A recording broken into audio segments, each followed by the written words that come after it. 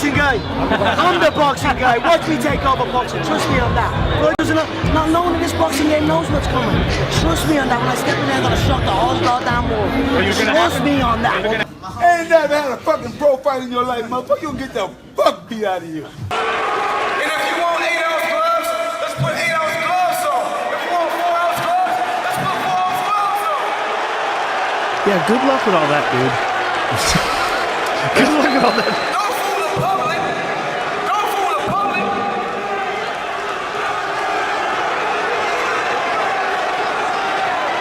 Hard work. Hard work. You are the biggest pussy I've ever seen, for sure.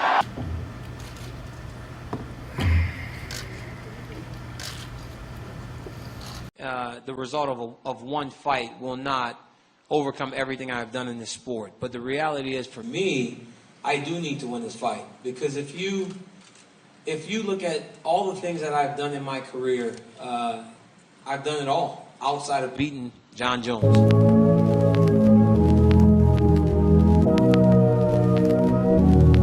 What's up, fight fans? Thanks for tuning in to Fight Galore. UFC 214, man, what a card. 3 title fights, a potential #1 contender fight, all in the same night. This card really delivered, guys. I want to say hats off to Donald Cerrone. At welterweight, he looks great. It's just a shame that that's how it goes sometimes when you leave the fight in the hands of the judges. I think he should have got that decision. And a major hats off to welterweight champion Tyron Woodley. 21 times he stuffed the takedown of Damian Maia. 21 times. And he's getting all this backlash for not engaging. To me, I think he fought a beautiful fight. I mean, if you just go tee off on Damian Maia, Brazilian black belt, the odds are you're going to be taken down. But he followed a strict game plan and didn't get taken down one time. Beautiful job, champ. Beautiful job. Saturday night, we saw the end of a historic rivalry in the UFC. Personally, I'm not gonna lie, I had DC. I picked DC to win this fight simply because he's such a great fighter that I didn't have him losing to the same fighter twice in a row. I thought that there would be a trilogy and he would take at least one fight out of the trilogy, but boy was I wrong. Ring rust was just not an issue with John Jones. He's so focused, and he really believes that there's only one thing he's put on this earth to do, and that's to beat top fighter after top fighter after top fighter. Hands down, the best pound for pound fighter to ever live, in my opinion. I mean, to me, that can only be contested by Anderson Silva. Just an amazing job by John Jones to overcome so much adversity, to stay focused, to stay locked in through rough times. You know, prior to this fight, maybe a month and a half ago, he just lost his mother. And to come in and compete at the top level after a 2-year layoff and to take home the finish is just amazing to me. I think that a rematch of Gustafsson is all that's left for him in this division, and I would love to see him go up to heavyweight. We'll get back to the main event. Right now, I want to touch briefly on the welterweight championship fight. Damian Maia is without question the rightful #1 contender in the welterweight division. He legitimately cleaned out the division. He's beaten contender after contender. Guys like Carlos Condit, guys like Neil Magny, who were young up-and-comers. Damian Maia is an old guy. He's been around in the sport. He used to fight at 185. He's fought for the championship against Anderson Silva and has just evolved in his game, but only in his jiu-jitsu. He's a one-sided fighter. But inside of that one dimension is enough skill to repeatedly take out top-tier guys. I mean, 5 fights straight, nothing but top-level fighters he's taken out with Brazilian jiu-jitsu alone. And you know, Tyron Woodley knows that. He knew that coming into the fight. I mean, this guy was training with a backpack with weights in it his whole training camp.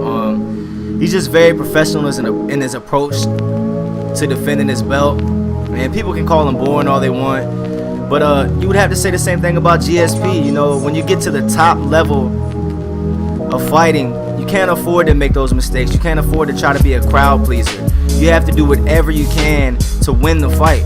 And that's exactly what Tyron Woodley did on Saturday. Why would he risk his championship belt taking a risk that he never needed to take in the first place. He knows Damian Maia is one-sided. And on top of that, Tyron Woodley is a NCAA Division I All-American, United States Freestyle National Champion runner-up. So he has the wrestling. He knows it. He knows Damian Maia couldn't strike with him, so his only shot was the shot. His only shot was getting that takedown. And Tyron Woodley just wasn't having it. 21 times he wasn't having it. This is a guy who is taking down the best of the best in the division, and not one time could he get Tyron Woodley down to the ground. And yeah, they might have broke a record for the lowest amount of strikes thrown, but those couple of strikes Tyron did throw landed and busted Damian Maia up. So just a hats off to the champion for a beautiful performance. You know, true fight fans know that a great performance isn't always the most exciting performance. Dana White apparently didn't feel the same way. He didn't have a lot of good things to say about Tyron Woodley, but what did you expect when you made the matchup, man? And you're putting this guy against specialists. His last fight was against a karate expert. Do you think that he's just going to lunge out there against a karate fighter, somebody that is trained in counter attacks and risk losing his belt when he doesn't need to? And then you put him against a ground specialist. You think he's just going to lunge at him and risk getting taken down? I don't know. It just seems like if your name isn't Conor McGregor or Ronda Rousey, you're probably most likely going to get treated like shit by Dana White. But that's just my personal opinion. Let's get on to the championship, the main event. First thing I want to say about the main event at UFC 214 is that Daniel Cormier should be respected as one of the all-time greatest light heavyweights to ever walk the earth. Outside of Jon Jones, he's never lost a fight. He won the belt in his absence, defended it. Jon Jones just has his number. I don't think that's something he should be ashamed of at all. After all, he is 39 years old. Jon Jones just turned 30 years old. I think we'll see Daniel Cormier make the move back to heavyweight. He's too competitive to retire. I think he is. I think he could go up and make a run at heavyweight. And I also think Jon Jones' next fight will be at heavyweight. I don't think that he wants to fight Alexander Gustafsson right away. I think he wants a big payday and possibly an easier fight in Brock Lesnar. Jon Jones is a guy who came into the sport in his early 20s at a very young age. He was bred from a family of champions. Chandler Jones, Arthur Jones, 2 Super Bowl champion NFL players. Taking on the spotlight at such a young age, acquiring the riches at such a young age, really made Jon Jones his own worst enemy. From the outside looking in, it's really easy to judge, you know, oh, he was a felon, or he's been to jail, or he's got in trouble. The reality of the situation is he was just a kid that had some money that wanted to party a little bit and enjoy himself. And in his mind, he felt like he earned it. Who are we to take that from him? We're talking about the most dominant fighting talent we've ever seen in any combat sport, period. All the trouble, all the adversity, at the end of the day, just motivated him to come back and really submit who he is in this game. I think that he felt like he had a role to play, that he had to be this great guy, that he had to put on this front. And now that, you know, he comes out and says, I don't really care how people feel. He feels better about himself, and people like him more because of it.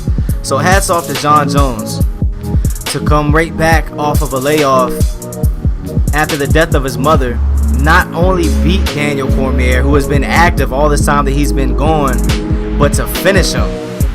This is a guy who's only been beaten by Jon Jones. The only loss on his record was to Jon Jones. Not only did he come back to prove that he can beat him again, but he finishes him. The sky's the limit with Jon Jones. And I really believe that he's just coming into his physical prime, and I think that he'll reign until he retires. I really do believe that he'll go undefeated his whole career. And I think maybe after 1 or 2 more fights at light heavyweight, that I do believe he'll go up and eventually capture that heavyweight belt as well. In the interviews leading up to this fight, Jon Jones had a lot to say about his improved ground game, which kind of makes me believe that he was masking the fact that he's really been improving on his striking, because to me his striking looked phenomenal. Daniel Cormier is a great striker, but the use of low kicks, the jab, the knees to the body, those feints are what set up that head kick finish. And don't get me wrong, DC definitely had his moments in the fight. They said he was winning the first 2 rounds. I don't think he was, but I do think it was a good fight. Much love to Daniel Cormier. I'm a fan. I think he's a really good guy. It hurt to see him emotional like that at the end of the fight. And one thing I'm not going to do is post the Joe Rogan interview, because I just don't think that was the right thing to do by Joe Rogan. And he knows it wasn't either, and he apologized. But yeah, guys, what a card, man. I can't wait for the next big card. The next big fight we got is McGregor and Mayweather, which is more of a show than a fight. But I'll see you guys then. We got the Triple G Canelo fight coming up. A lot of good boxing fights. Thanks for your time, guys. That's all the time I have in this video. Like, subscribe, and I appreciate it. Nick Diaz, the winner. I don't take that fight as something to you know, Today, Junior.